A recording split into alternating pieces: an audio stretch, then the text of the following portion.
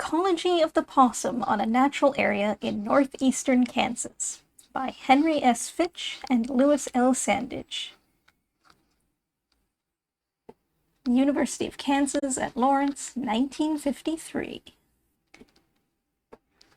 On the 590-acre University of Kansas Natural History Reservation where our study was made, the possum, Didelphis marsupialis virginiana, Kerr, is the largest predatory animal having a permanently resident population. The coyote, raccoon, and red fox also occur on the area, but each ranges widely beyond the reservation boundaries. With the passing nearly a century ago of the larger animals of the original fauna, the buffalo, elk, deer, antelope, wild turkey, gray wolf, and others, lesser herbivores and carnivores, including the possum and animals of similar size, fell heir to their key positions of predominance at the peak of the food pyramid. These smaller animals, however, exert less powerful effects in controlling the general aspect of the biotic community and affect it in different directions. The overall ecology is greatly altered. The flora and fauna both are undergoing successional changes which will continue for a long time and probably will culminate in a biotic community much different from the original climax.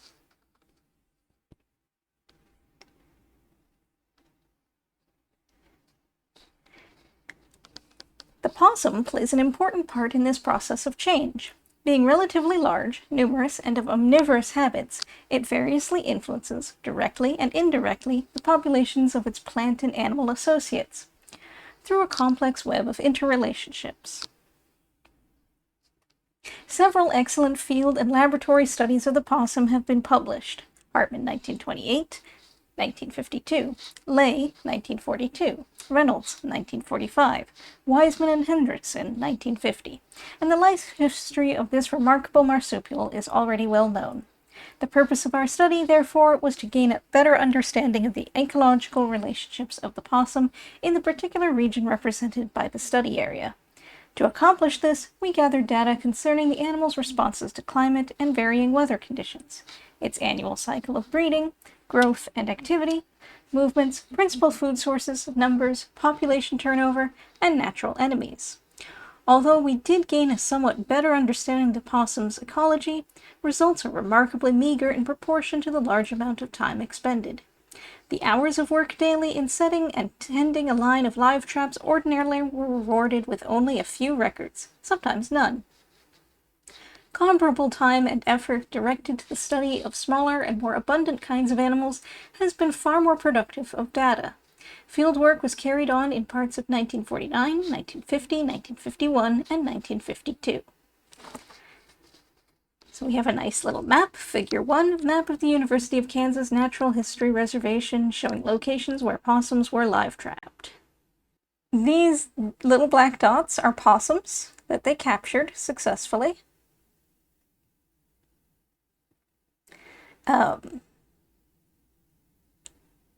The scan is not very good is part of the problem, but so these lighter shaded areas, that's woods, that's forest. And these darker areas are rock ledges.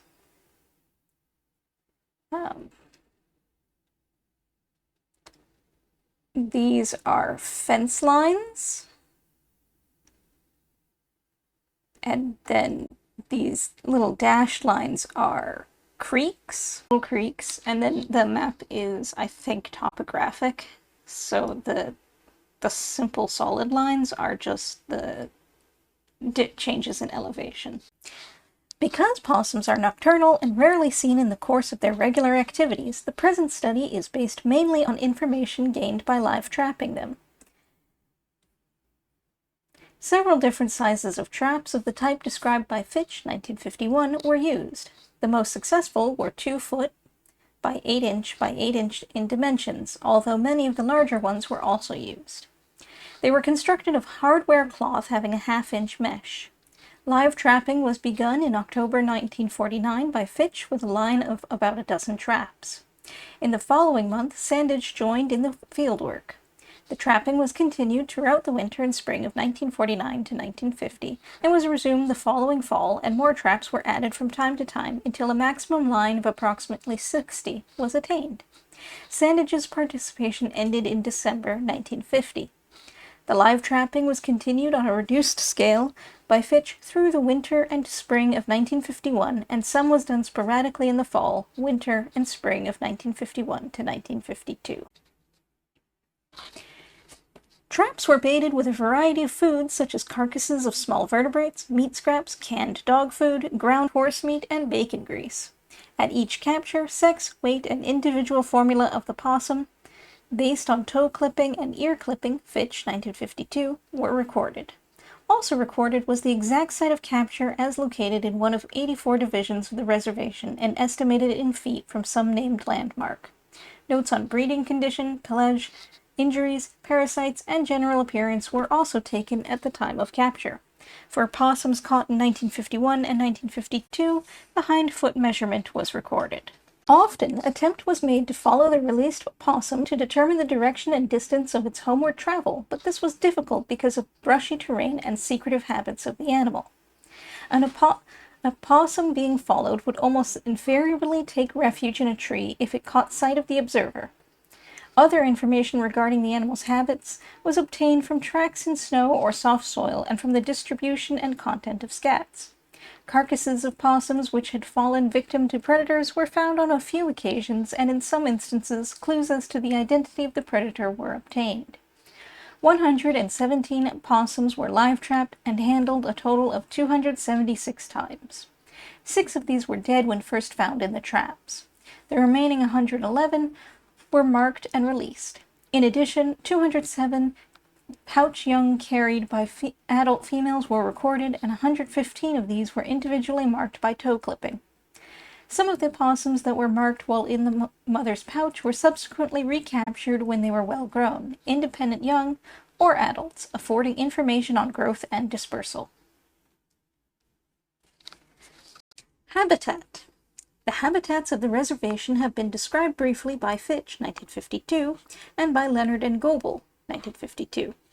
More than half the area consists of steep wooded slopes with mixed second-growth forest, consisting of elm, hickory, oak, walnut, ash, honey locust, hackberry, and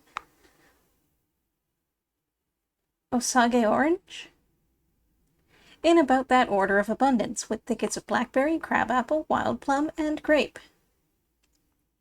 Fallow fields and pastures of the upland and valley floors alternate with the woodland. The varied habitat provides numerous different food sources. Along the edges of the hilltops there is a nearly continuous limestone outcrop with a lower outcrop paralleling it.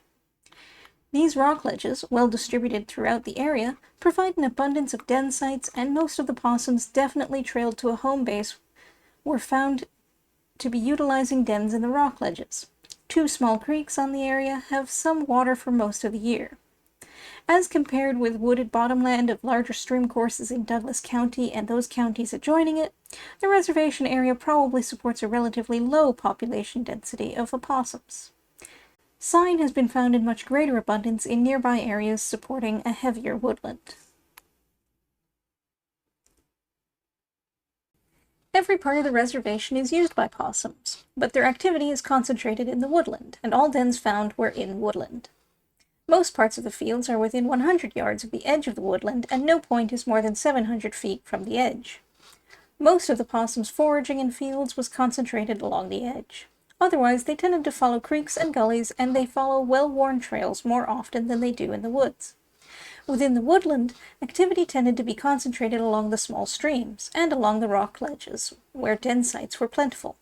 Throughout the annual cycle, and from year to year, there were minor shifts in areas of concentrated activity depending on seasonal changes in food sources such as thickets of wild plum, crabapple, blackberry, and grape, with fruits ripening at slightly different times of year. The areas adjoining the reservation offer somewhat similar habitat conditions, part woodland, part pastureland, and some cultivated fields with corn or other crops which provide food sources for the possum.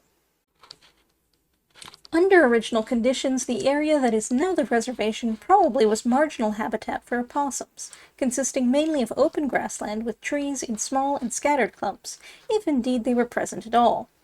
There has been steady encroachment of shrubs and trees, originally chiefly confined to nearby bottomlands, such as those of the Kaw and Wakarusa valleys.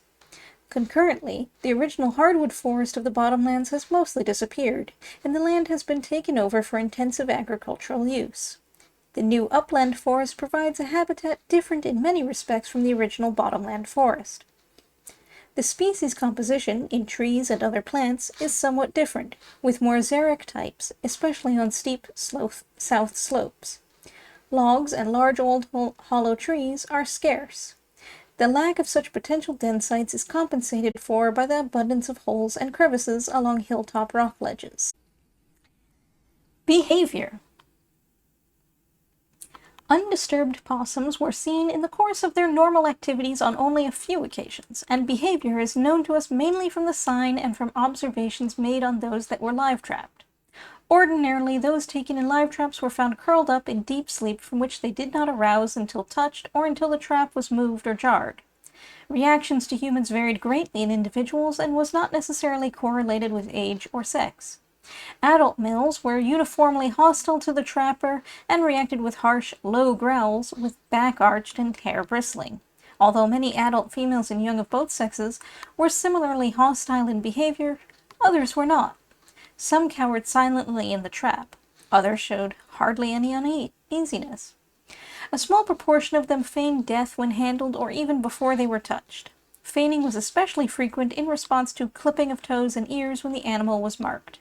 In some that were handled, the feigning reaction was weak or incomplete, the animal arising almost immediately after collapsing or beginning to collapse in the faint. Those that feigned death usually maintained the deception for not more than 2 or 3 minutes after a person had moved away out of sight. The possum first raised its head and sniffed, listened, and looked about cautiously for a short time, with body and limbs still relaxed in the feigning posture. Failing to detect any sign of danger, it gradually shifted to a sitting position, and then to a standing one, from which it began moving away with many short pauses at first, and then more rapidly. On being released, some possums scrambled for shelter immediately. Others stood their ground defiantly, with back arched, hair bristling, and fangs bared. One that was put on the defensive would usually maintain its stance for less than a minute, if not further disturbed by movements of the trapper. It would then slowly turn its head and begin walking away with deliberate gliding movements, often pausing abruptly in the middle of its stride with 1 or 2 feet off the ground in a pose reminiscent of that of a bird dog making its point.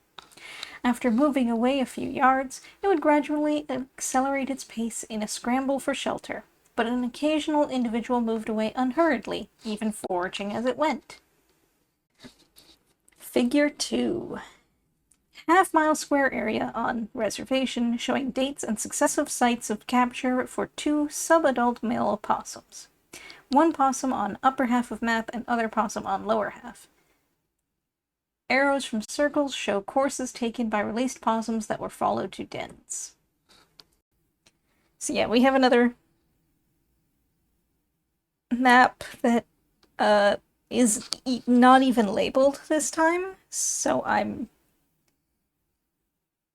assuming the shaded areas are woodland.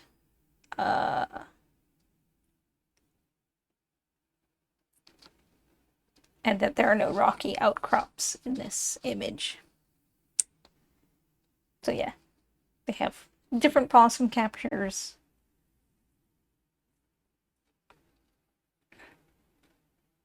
And when they were captured and where they went. On the few occasions when possums were seen at night, their relative alertness and speed of movement contrasted with the sluggishness and seeming stupidity of those observed in daylight. Several were seen on roads in the beam of automobile headlights. These were quick to escape, running into thick roadside vegetation or woods to elude pursuit. Others were found in woodland with the aid of a powerful flashlight as the investigator moved about on foot. They did not permit close approach and escaped by running. 1 hid in a blackberry thicket. Several that were chased climbed trees when hard-pressed. 1 that was overtaken and others that were shaken out of trees and caught showed fight, standing on the defensive and slashing at the pursuer with a rapidity and vigor never encountered in those removed from traps in the daytime. Figure 3. half-mile square area on reservation, showing dates and successive sites of capture of an old adult male in upper half of map and an adult female in lower half. So, yeah. Once again, we have shaded areas are woodland. The map is topographic, we assume, since they haven't actually said these usually are. And then we have nice little dates for the two different possums. The thing is that, like, I'm not clear if the, like, May 10th, 1950 capture is of the male or the female. I think that would be the male.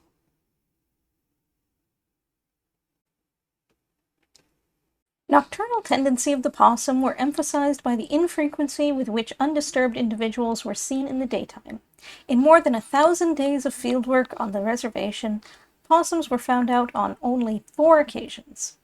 These occasional daytime forays seem to occur almost always in animals driven by hunger on winter days, when the temperature has suddenly risen after periods of severely cold weather that have imposed inactivity and fasting.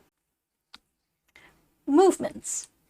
Earlier field studies of the possum have produced somewhat conflicting evidence and conclusions regarding the extent and manner of the possum's travels. Lay, 1942, page 158. Live trapped and marked 117 possums on an 86-acre study area in eastern Texas over a 2-year period and caught 29 of them at 3 or more different trapping stations. He found that the average minimum area between the stations in these 29 home ranges was 11.5 acres. The mean of the greatest distances traveled between stations was 1,460 feet, which would form a theoretical circle of 38.4 acres. Separate individual territories are not important to possums as home ranges overlapped in every instance. Reynolds, in central Missouri, concluded that the subsequent recovery of only 5 of 68 released animals, the reported capture of 1 individual 7 miles from the point of release 9 months later, and the rapid repopulation of an area devoid of possums at the close of the hunting season indicate that most possums are nomadic. In southeastern Iowa, Wiseman and Hendrickson, 1950, page 336, found that recaptures in 1942 of 3 possums tagged in 1941 indicated a yearly mobility of 1/4 mile. 4 tagged in 1942 were recaptured within 1/2 mile from sites of tagging. Possums, like other animals, obviously make various types of movements. Ordinarily, one tends to keep within a relatively small area that is familiar to it and that satisfies all its ecological requirements. This constitutes its home range. Many other animals, including various mammals, are characterized by territoriality. Individuals, pairs, or groups occupy defended as territories to the exclusion of other members of their species. Like Lay, loco citato, we found no territoriality in the possum. In general, possums are unsocial but not intolerant in their behavior. In the present study, numerous individuals of both sexes and various sizes and ages were found to be occupying the same area simultaneously, with overlapping but no exact correspondence in home ranges. Occasionally, 2 or more possums may use the same den, but each goes its own way on its foraging, and it seems that no sociability is involved.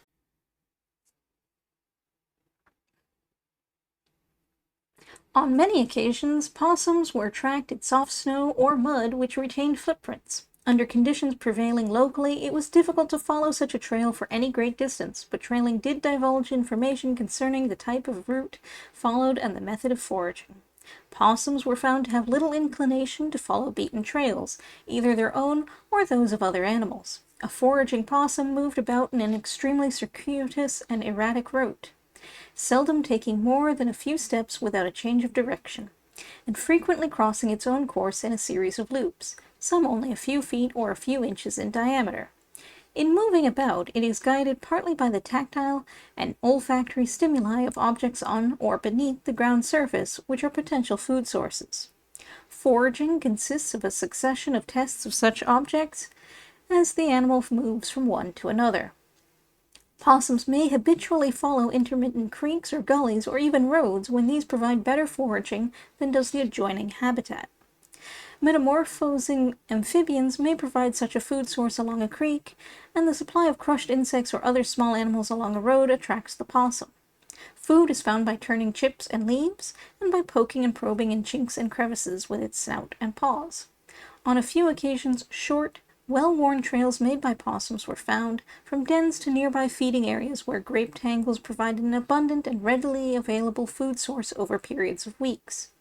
More often, a possum follows no trail in its search for food, but seems to wander at random within its home range. Figure 4. Quarter-mile square areas on reservations showing dates and successive sites of capture of individual possums.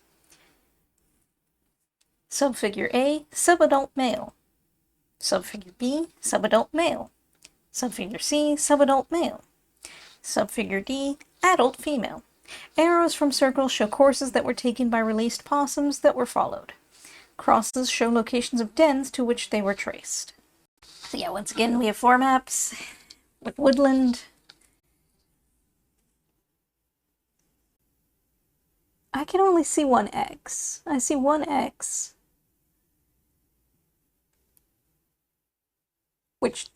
By which I mean the cross. They say crosses, I say X, and I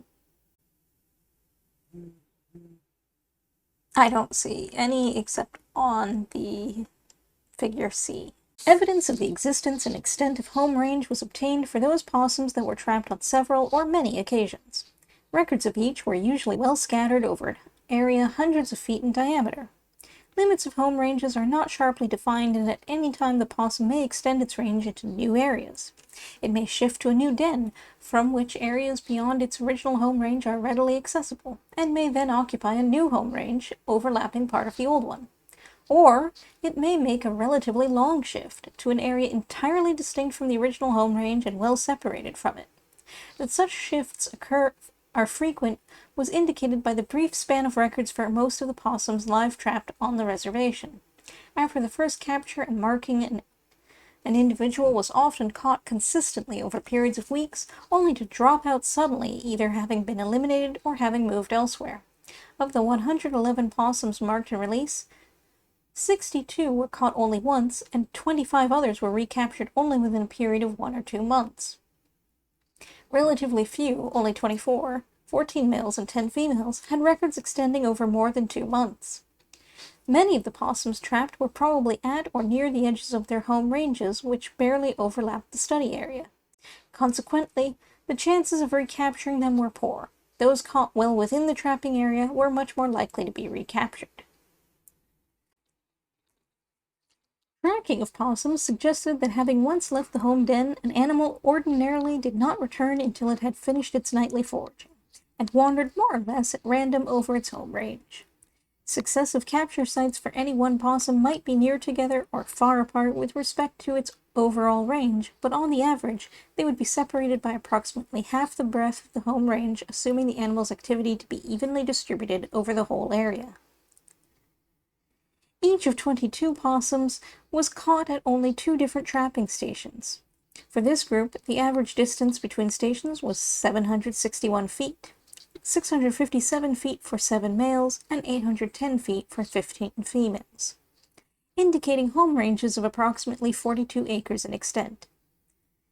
Each of 10 possums was caught at 3 different stations.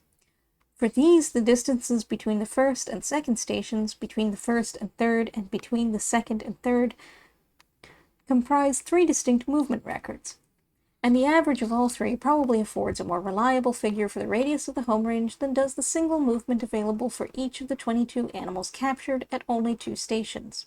For these average individual movements, the mean of this whole group of 10 was 841.5 feet.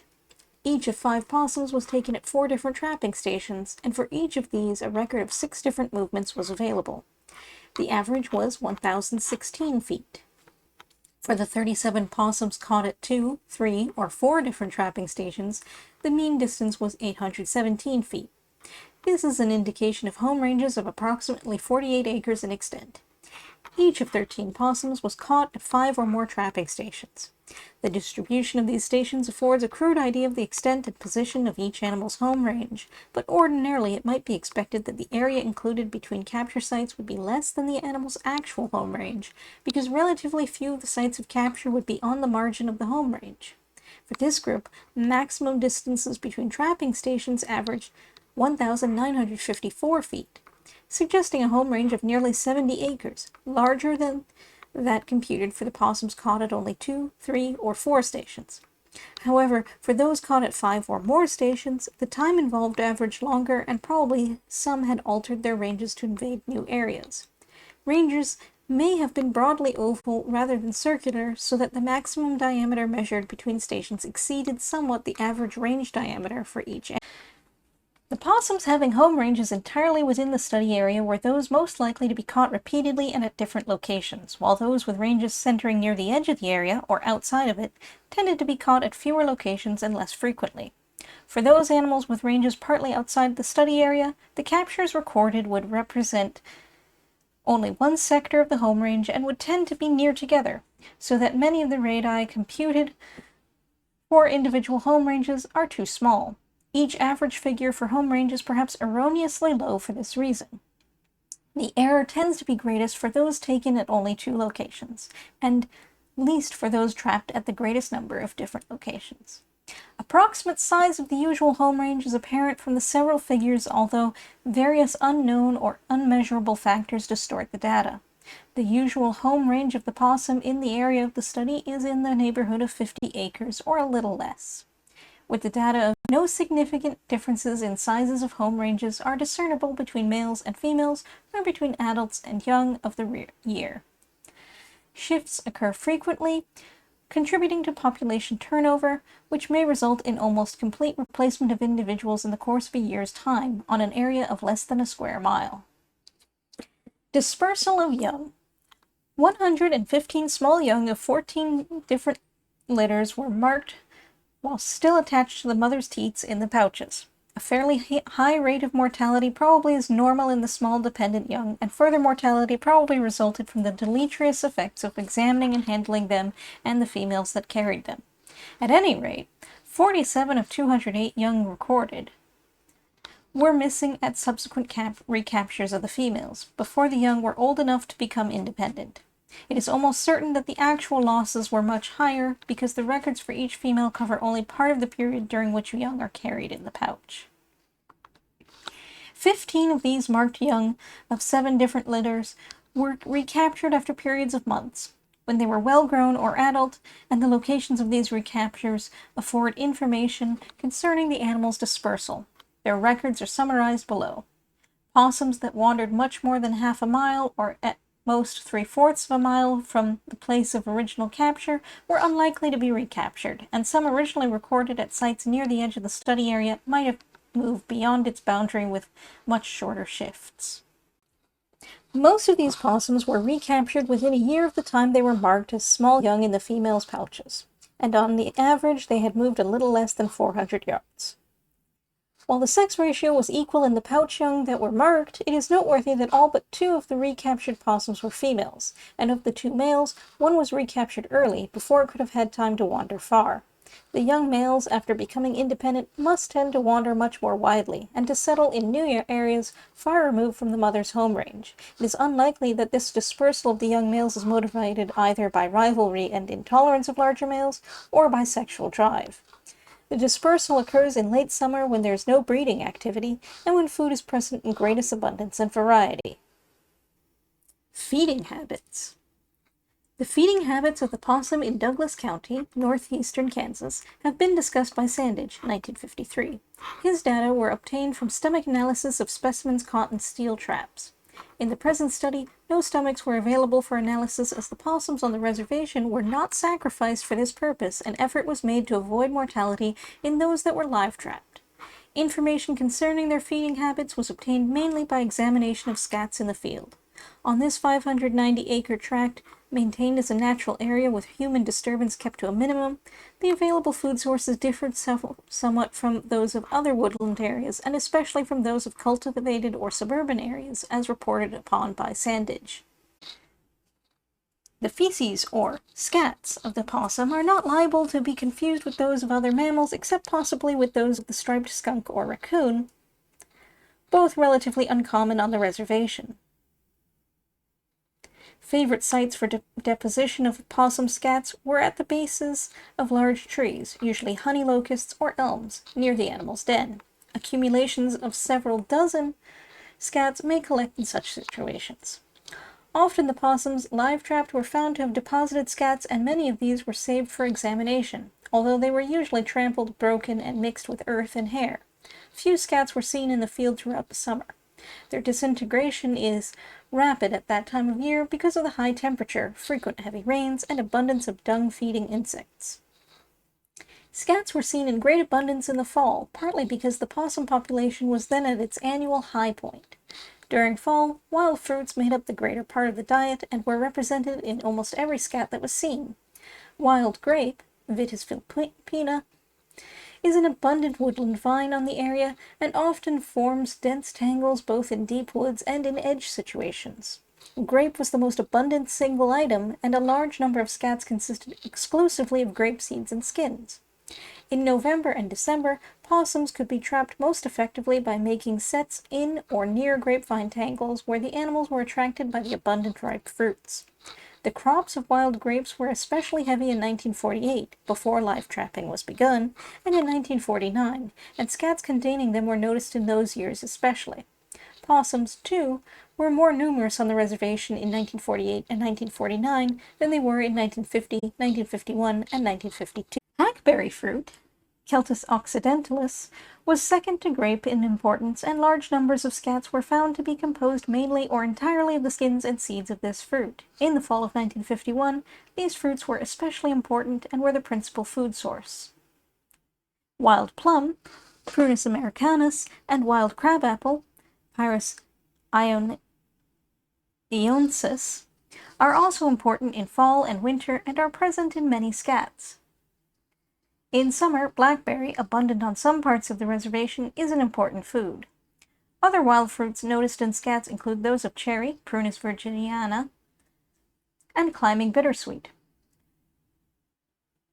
Calastris scandens, and mast, acorn, ? In the fall of 1948, corn made up a large part of the contents of scats noticed. Crops of corn were grown on 2 fields of the reservation in that year. In following years, corn was noticed less frequently in scats, but still continued to be one of the important food items. Several cornfields adjoined the reservation, and the scats containing the grain were observed mainly along the borders of these fields. The crayfish is evidently the most important animal food, at least during the cooler half of the year when scats are seen in greatest numbers. Remains of crayfish were far more conspicuous than those of other invertebrates, and often made up the greater part of the scat. The sample of scats examined in the field, as noted below, are thought to be representative of the much larger number noticed but not examined in detail. Okay, we are skipping the extensive list of stuff possums ate. The one thing I will note is I'm skimming this, and one possum ate a fox squirrel. There appear to be some possums eating fox squirrels, rabbits, a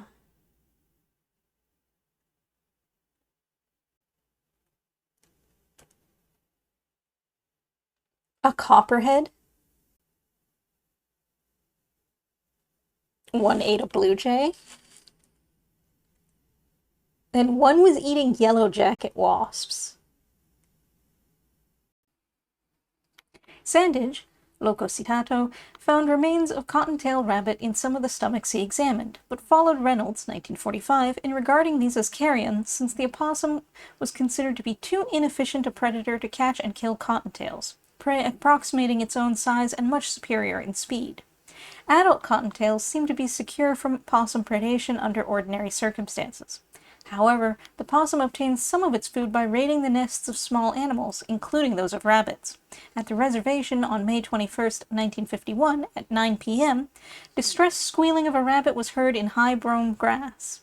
Investigation revealed that a large male possum had killed a young cottontail, weighing approximately 150 grams, and had started to eat it.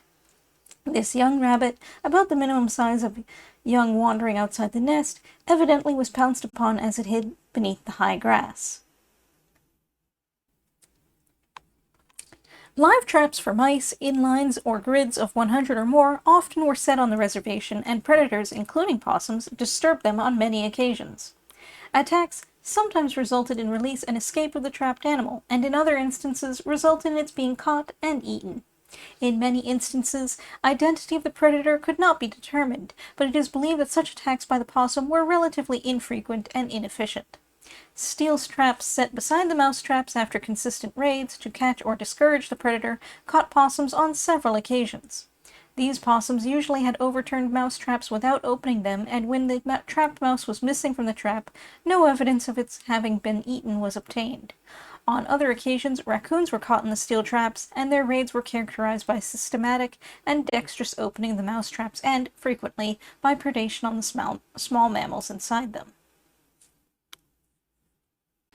Wire funnel traps set for reptiles along rock ledges also were often disturbed by predators, mainly skunks and possums, both of which were caught on several occasions when steel traps were used as a protective measure.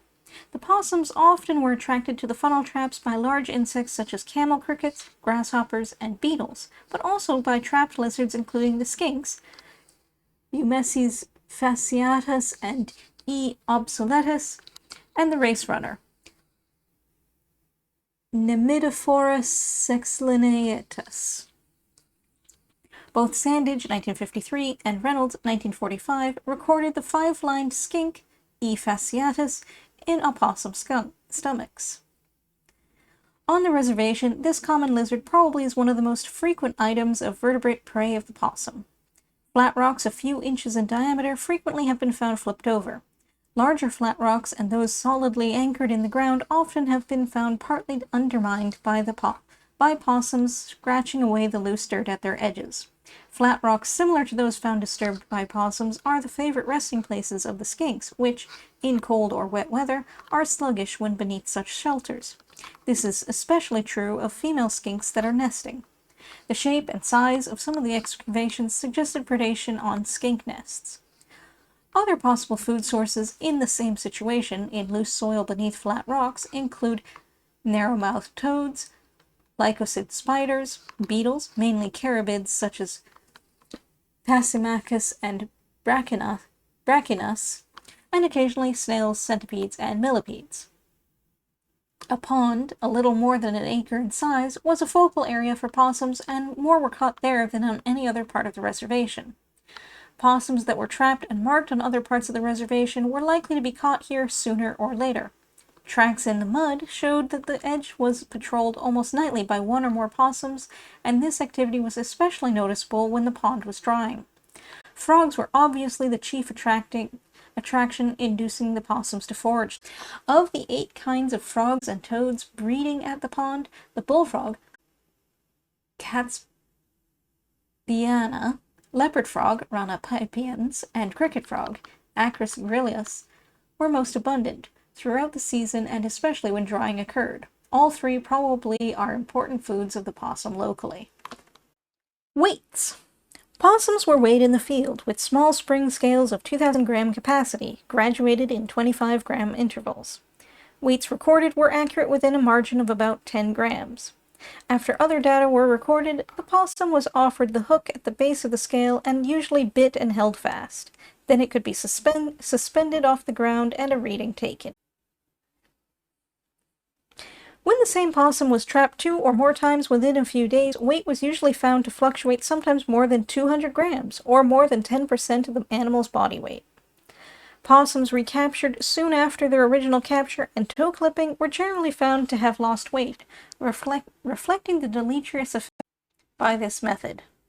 The temporary laming of the animals prevented them from traveling as far or as fast as they normally would have. Consequently, they probably obtained correspondingly less food. They were also handicapped in digging, grasping, and climbing. 19 such animals taken within a month of the original capture and marking averaged 94% of their original weights. The minimum was 82%. Only 2 of the 90. The stumps of amputated toes did not heal rapidly in possums, contrary to experiences with many other kinds of mammals, reptiles, and amphibians also marked by toe clipping. For many weeks, the toes remained unhealed, sore, and swollen. In several instances, after periods of months, the clipped toe stumps were unhealed. This was observed even in some of the opossums that were marked as pouch young and recaptured when grown to nearly adult size. Some adult possums trapped were heavier than the 2,000-gram capacity of the spring scale usually used in the field, and no definite weights were recorded for most of these animals. Some of them that were caught near the laboratory were brought there for weighing. Even within the same age and sex group at any one time, possums varied widely in general condition and in weight. Some were emaciated and sickly in appearance with sparse, ragged pelage, while others were in excellent condition, fat and with thick, glossy pelage. Seasonal trends are partly obscured by these differences in individuals, by the tendency to lose weight in those recently marked, and by the irregular fluctuations that occur in each animal. Figure 5. Weight changes in possums live trapped. Lines connect successive weight records of the same individual, showing in most a downward trend throughout the winter and early spring and an upward trend in late spring.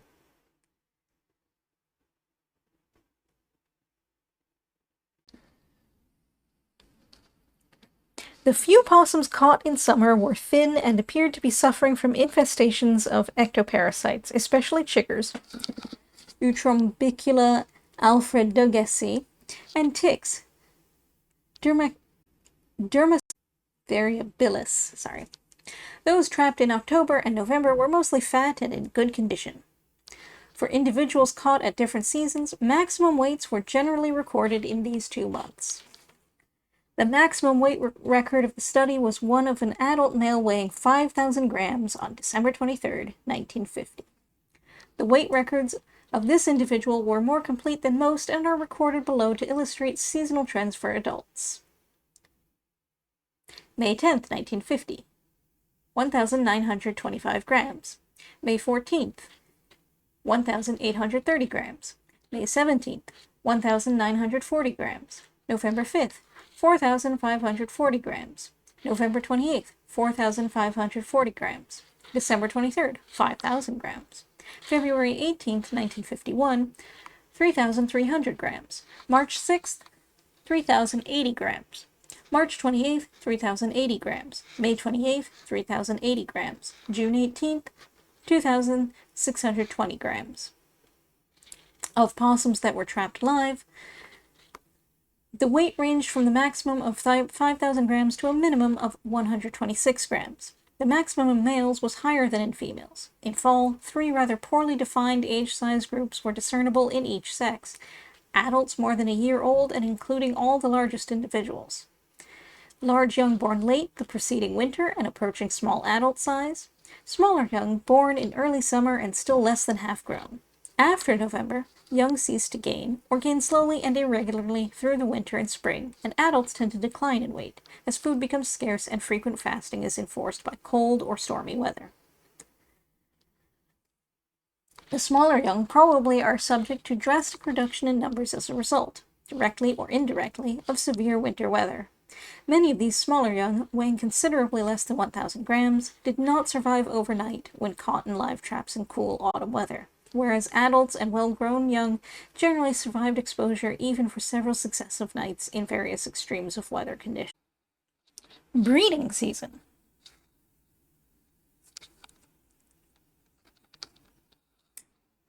Hartman, 1928, page 154, stated there were at least 2 litters of young per year in the southern states, with a small percentage of unusually fecund females producing a 3rd litter. Lay, in eastern Texas, concluded, 1942, page 155, that the present investigation substantiates Hartman's deduction of 2 litters being normal, but fails to disclose any evidence of a 3rd litter. He found females carrying young in the pouch only within the 7 months period, January to July, with definite peaks in February and June. and stated that second litters appear in the pouch from early April to as late as May 20th to 23rd. Reynolds, 1945, page 362, found that the breeding season in central Missouri in 1941 and 1942 began about the 1st of February, with known or calculated birth dates of 42 litters rather evenly distributed throughout the periods February 12th to April 2nd and May 16th to June 4th. 8 of these females had given birth to young between March 16th and April 2nd, approximately 6 to 9 weeks after the beginning of the breeding season. Reynolds assumed that these were individuals that had failed to find mates during the first estrus of the season, and that after completing the regular diestrus of about 28 days, they had then mated and borne young. Wiseman and Hendrickson, 1950, page 333, in southeastern Iowa, recorded a female with a litter no more than 2 days old on February 23rd, and several other females with young were estimated to have borne litters at approximately this same date, while still others bore litters as late as early March.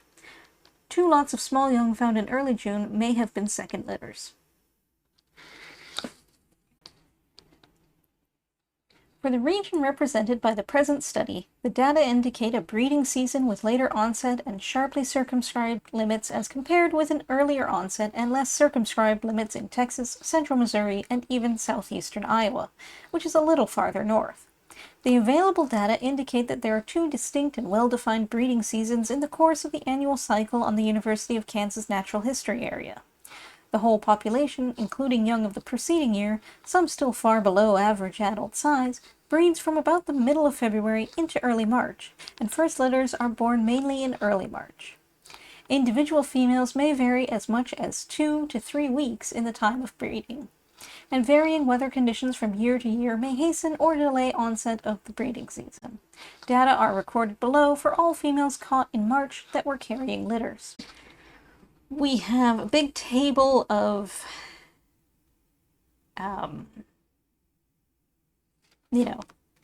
baby possums, or rather mothers and their baby possums. But I'm not reading out all those numbers. That's too many numbers. None of the females trapped in February was carrying young in the pouch, but probably some early litters are born in the last week of February or even earlier. By late March, most of the females are carrying young in their pouches, and those which do not have young have their pouches enlarged and vascularized for accommodation of the young. Presumably such females have already borne young and then lost them. Nearly all the litters seen in the latter half of March had young that were much larger than at birth. Of 13 females examined in April, 12 were carrying young, and the remaining one was known to have been carrying a single young on March 1st, but had lost it. 11 females were examined in May, 4 of which were the same ones examined in April. 8 of the 11 females were carrying young. Of the remaining 3, 1 had lost the litter of young that it had been carrying when trapped in April. 2 had empty pouches on May 19th and 20, but probably had successfully reared the litters of young which they had been carrying when trapped in April. The young of all those females trapped on different dates in April and May were in stages of growth indicative of birth about the first week in March. The latest date on which a female was recorded with first litter young in the pouch was May 22, 1951, and these were the largest pouch young observed. Their eyes were recently opened. They were estimated to weigh 60 grams each, with hind feet 20 millimeters long. Young continue to grow rapidly after leaving the female's pouch. A young female caught on June 16, 1949, weighed 126 grams. For 7 young caught on July 5th and 6th, 1952, weights and hindfoot measurements were, for males, 660 grams, 52 millimeters, 560 grams, 46 millimeters, 550 grams, 48 millimeters, 450 grams, 44 millimeters, 370 grams, 44 millimeters, 330 grams, 37 millimeters, and for the one female, 430 grams, 46 millimeters.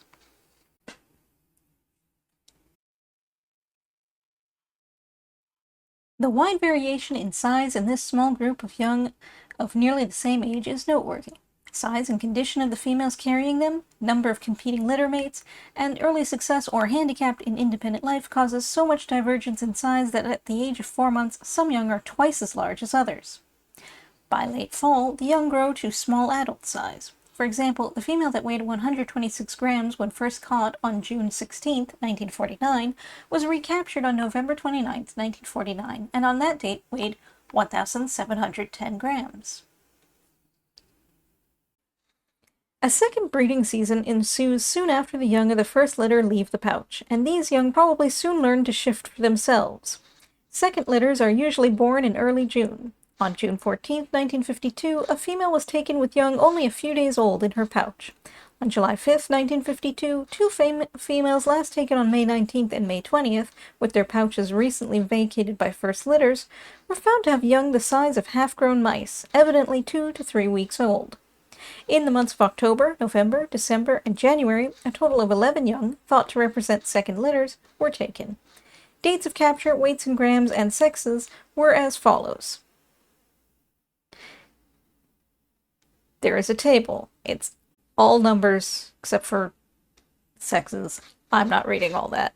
The hind foot measured 48 millimeters and 51 millimeters respectively in the young weighing 630 grams and 660 grams.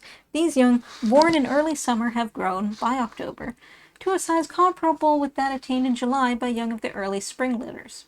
The variation in size is also similar, but with a little wider range. The summer breeding season may be somewhat more protracted than this breeding season in early spring. Too few females were caught in summer to compare the summer breeding season with the early spring breeding season, with respect to size of litters, percentage of non-breeders, and other factors which might affect the size of the crop of young produced. It is not clear why, among possums trapped in winter, the young born in early spring outnumber those born in early summer by about 4 to 1. Some females are eliminated after rearing the first litter, and others, exhausted by rearing large first litters, may fail to participate in the second breeding season. However, it seems that the young of the summer litters must be subject to other unusual and selective mortality factors which eliminate most of them by fall. That such factors vary from year to year is indicated by the changing ratio of summer-born young to other possums in each of the 3 winter seasons when trapping was carried on. Numbers of young. Hartman, 1952, has summarized his own findings and those of other authors regarding the embryology, birth, and early development of the possum, and has corrected numerous popular misconceptions. He states that an average litter consists of about 21 eggs, but mentions that much larger litters of up to as many as 56. However, many of these may fail to develop. The female normally has 13 functional nipples in her pouch, and each one accommodates a single young. Excess young beyond this number are doomed, and soon perish from starvation if they reach the pouch after all the nipples are occupied. None of the females examined in the present study had a full complement of 13 young. Under unfavorable conditions, most or all of the young may fail to make the trip from vaginal orifice to the pouch. Also, the pouch young are subject to heavy mortality, but observations concerning the time and cause of mortality are lacking. Lay, loco citato, found an average of 6.8 pouch young in 65 litters examined in eastern Texas. Reynolds found an average of 8.9, 5 to 13, in 42 litters from Boone County, central Missouri. Wiseman and Hendrickson found an average of 9, 6 to 12, in southeastern Iowa. In the present study, 28 of the female possums examined were carrying litters in their pouches, and all these females were caught in the months of March, April, May, June, and July. The number of young varied from 1 to 12.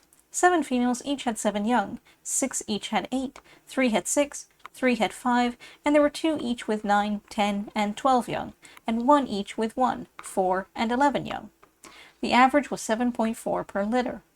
On several occasions, females captured with young in their pouches and recaptured 1 or more times within a few weeks were found to have lost some or all of the young.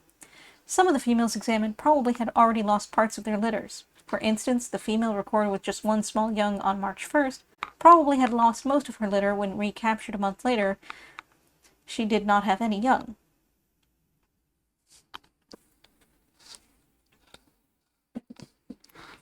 "19 yearly possums were taken in the fall-winter-spring season of 1951 to 1952. 42% of the total and 67% of the females were individuals marked as pouch young the preceding spring. In the course of live trapping that spring, some first litters may have been missed. No second litters were marked because trapping was not continued into June and July, when second litters are being carried by females. These figures suggest that the breeding population of females on an area consists chiefly of those born there this preceding spring.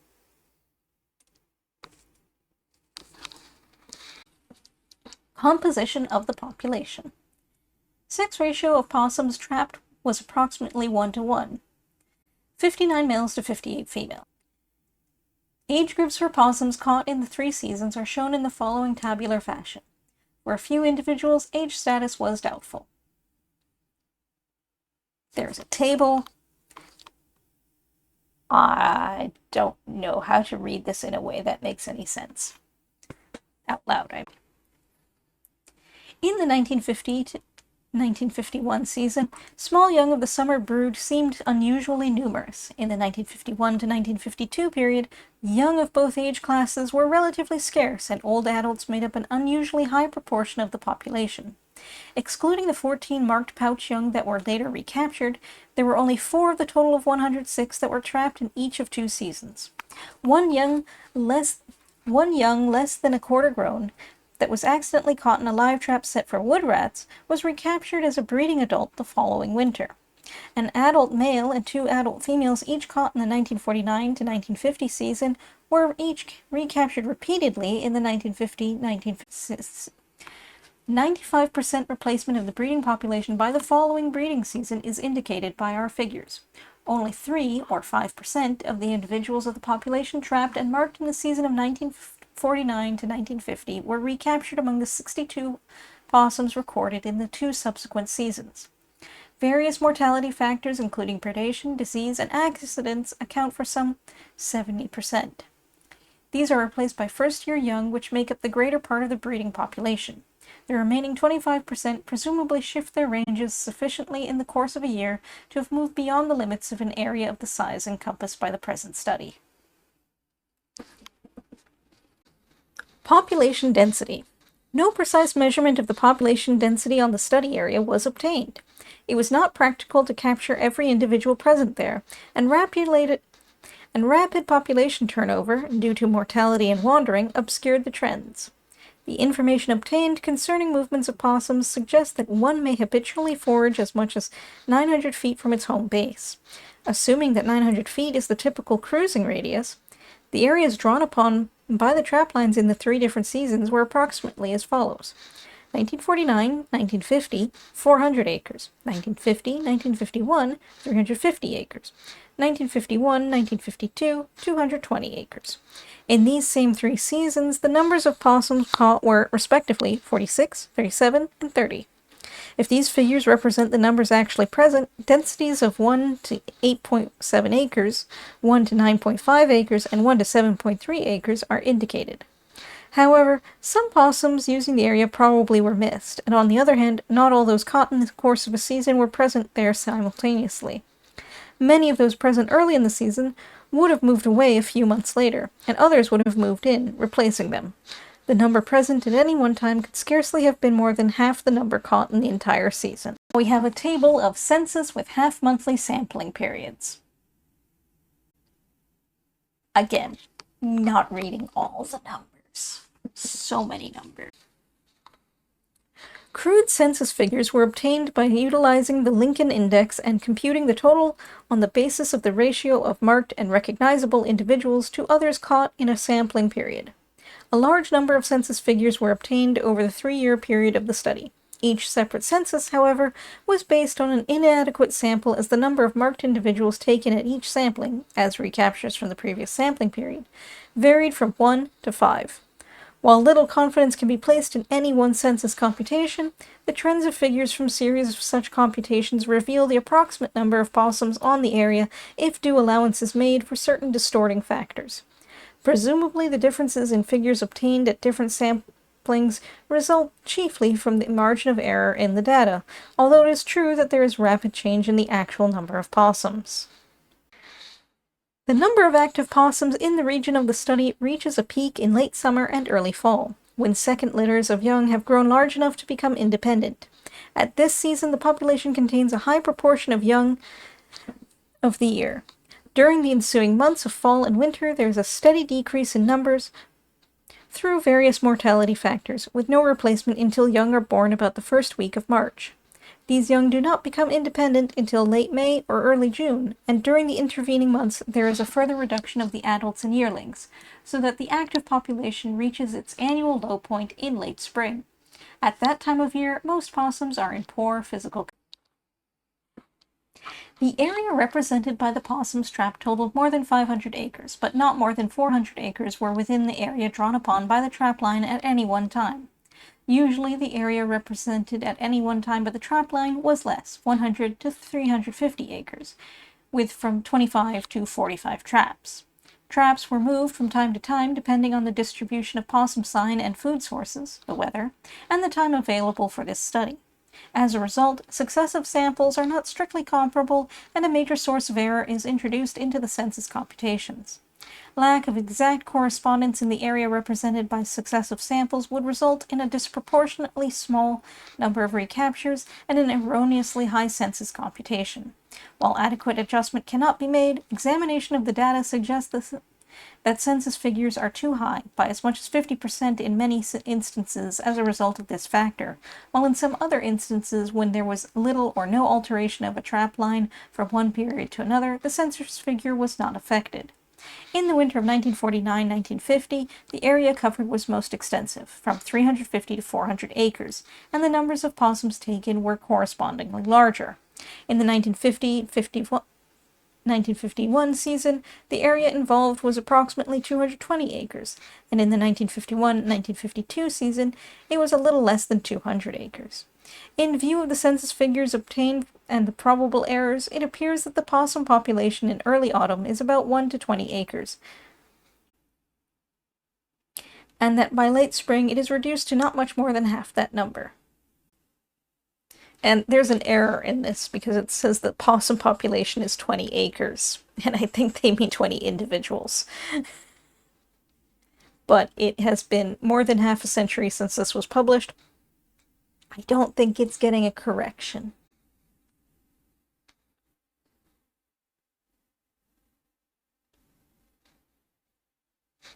Mortality factor. Many of the possums trapped were suffering from injury, disease, or parasite infestation, and some were in critical conditions. A large adult male trapped on April 2, 1952, seemed to be dying from disease. It was much emaciated, and the pelage was sparse and ragged, as if the animal had been sick for a long time. The skin had numerous light-colored pustules 1 to 2 millimeters in diameter, and these were especially prominent on the ears, lips, and penis. When released, the possum was too weak to move away. It was excited by movements of the trapper and stood erect with violent, involuntary rocking movements. After a few seconds, it gradually slumped to the ground and subsided into quiescence. On the next day, no trace of it could be found. Most of the possums caught in summer and early fall had eye infections, and all of them were infested with ticks. Dermacenter variabilis. Sometimes ticks were attached in dense clusters of several dozen on the animal's ears and scattered over other parts of the body. In March and April 1950, 7 adult possums were found dead in the traps. None of these showed any evidence of disease or injury, and they were normal in appearance except that they were thin. It was concluded that death had resulted from exposure and starvation in the traps in these animals already in critical condition as a result of winter food scarcity and frequent. Up to this time, the procedure had been to check the trap line only on alternate days, and no mortality had resulted, even in the coldest part of winter. The implication is that by spring, possums are in a condition so critical that they are unable to withstand exposure or fasting and die whenever weather conditions are unusually severe. After these losses in the spring of 1950, trap lines were checked daily. However, in October 1950, further mortality in traps resulted in the loss of 3 or more possums. All 3 of these were rat-sized young of second litters. These young lacked the abundant supply of fat characteristic of larger possums in fall, and seemingly were unable to withstand exposure to such susceptibility to cold might result in heavy mortality in retarded second litter young when cold weather of autumn is unseasonably early or is unusually severe. Natural enemies of the possum on the area include the red-tailed hawk, horned owl, and coyote. Because of the possum's nocturnal habits, it is rarely exposed to hawk predation. Food habits of the coyote on the area have not yet been investigated. Numerous instances of horned owl predation on possums have been recorded in the literature. On January 15, 1950, an owl attacked an opossum caught in a live trap. The trap was found overturned, and a few feet away were entrails and a quantity of possum hair where the animal was eaten. Low vegetation in the vicinity had many fine down feathers of the owl clinging to it. On December 24, 1950, the carcass of a small adult possum was found in a pasture near the edge of the woods. The head and tail were intact, but otherwise little more remained than the spinal column, girdles, and larger limb bones. White excreta of a large bird beside the carcass indicated predation by a raptor, probably a horned owl. Summary. On a natural area, the University of Kansas Natural History Reservation in Douglas County, northeastern Kansas, the population of possums was studied, chiefly by live trapping, in the fall, winter, spring seasons of 1949, 1950, 1950, 1951, and 1951-1952. The study area provided a varied habitat of elm, oak, hickory, woodland, pastureland, and fallow fields. Possums use all parts of it, but concentrate their activities in the woodland. Possums, being mainly nocturnal, were rarely seen in the daytime, except when caught in traps. Reactions to humans varied. Some were indifferent, some feigned death, others merely tried to escape, and some defended themselves vigorously, snarling and snapping. No evidence of territorial behavior was found in the possum. Many individuals of both sexes and various sizes occurred together on the same area. Successive captures of individuals revealed the usual extent of home ranges, which averaged approximately 50 acres and tended to a circular or broadly oval shape. No significant difference in size of home ranges between males and females or between adults and well-grown young was found. Of 115 young marked by toe clipping while still in the females' pouches, 15 were recaptured after periods of months. All but 2 of these recaptured young were females, which had settled down within a few hundred feet of the locations where they were born. The young males seemed to wander much more extensively than do the females. Feeding habits were investigated by field examination of scats found mainly in fall and winter. These consisted mainly of wild fruits, especially grape, blackberry, wild crabapple, wild plum, and hackberry. Crayfish was the most important animal food. No comparable data for spring or summer were obtained because scats deteriorate rapidly in warm weather and were seldom found then. Clues as to the summer food were gained from sign. On many occasions, possums disturbed live traps set for small animals to obtain the voles, mice, skinks, or insects caught in them. Evidence of possum activity such as digging and scratching was frequently noticed at the edges of rocks and in crevices, where such prey as skinks, narrow-mouthed toads, beetles, spiders, and centipedes seek shelter. One possum was observed to catch and kill a young cottontail. The possums trapped ranged in weight from 126 grams to 5,000 grams, but most weighed between 1,000 and 2,000 grams. After being trapped and marked by toe clipping, animals usually lost weight, up to as much as 18% of the original weight. Food scarcity and enforced fasting in cold weather caused a weight loss from November until the arrival of warm spring weather. By late April and May, some possums were emaciated and in critical condition. The entire population of possums, including the majority less than a year old, breeds in February, and litters are born mainly in the first half of March. The young develop rapidly in the female's pouch and become independent in late May. And there is a second breeding season with young born mainly in the first half of June. By the onset of cool fall weather, young born in early spring have grown so that most are as large as small adults. The young born in early summer are still less than half grown. The young of the second litter are less successful than those of the first litter and make up only a small part of the breeding population the following year. In 28 litters of young, the average was 7.4, but probably some of these litters had already sustained losses. In each of 3 different winters, the largest age group in the population of possums was that of the newly matured young born in early spring. The old adults were the next most numerous group, and the second litter young born in early summer were the least numerous. The figures obtained from live trapping indicate an annual population turnover of approximately 95%, with some 70% eliminated by various mortality factors and replaced by young. The remaining 25% shifting to new areas, with compensatory shifts of individuals replacing them. The various mortality factors which regulate the numbers of opossums are not well known, and even less is known regarding the relative importance of the factors. Food supply and weather are obviously of major importance and closely interrelated in their effect on the population. One large adult opossum that was trapped seemed to be dying from disease and was scarcely able to stand, but others caught nearby before and after were unaffected. The horned owl is perhaps the most important natural enemy of the possum on the reservation, and instances of owl predation on possums were noted.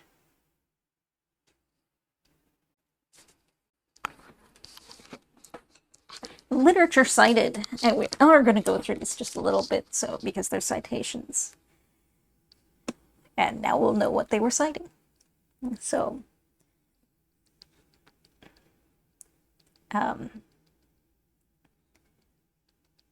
our author, Henry S. Fitch, has cited himself. 1950, a new style live trap for small mammals. I assume that's Journal of Mammals. Issue 31. It might be issue, it might be volume 31. Page 364. I'm not going to read the page numbers, that's so silly. The main thing here is 1952, University of Kansas Natural History Reservation. E.R. Hall and K.R. Kelson comments on the taxonomy and geographic distribution of some North American marsupials, insectivores, and carnivores. C.G. Hartman, 1923, Breeding Habits, Development, and Birth of the Possum. Smithsonian Report, 1921. 1928, The Breeding Season of the Possum, Didelphis virginiana, and the Rate of Intrauterine and Postnatal Development. Journal of Morphology and Physiology, 46. And then 1952, Possums, University of Texas Press, Austin. D.W. Lay, 1942, Ecology of the Possum in Eastern Texas, Journal of Mammals, 23. A.B. Leonard and R.C. Goebel, 1952, Mollusca of the University of Kansas Natural History Reservation, University of Kansas Science Bulletin, 34. H.C. Reynolds, 1945, Some Aspects of the Life History and Ecology of the Possum in Central Missouri, Journal of Mammals, 26. L.L. Sandage, 1953, Food and Dens of the Possum, Didelphis virginiana, in northeastern Kansas.